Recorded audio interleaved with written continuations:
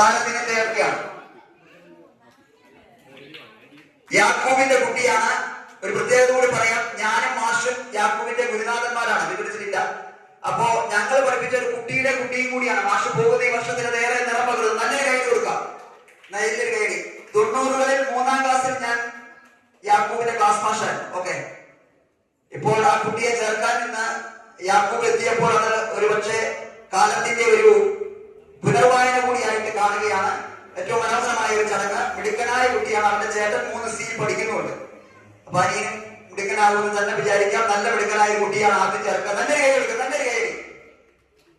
അവന്റെ തലയിൽ കിരീടം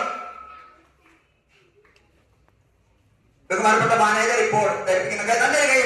കുട്ടിക്ക് ഏറ്റവും സന്തോഷകരമായ ഒരു കിരീടം വെച്ച രാജാവായി മാറട്ടെ എന്ന് നമുക്ക് ആശംസിക്കാം.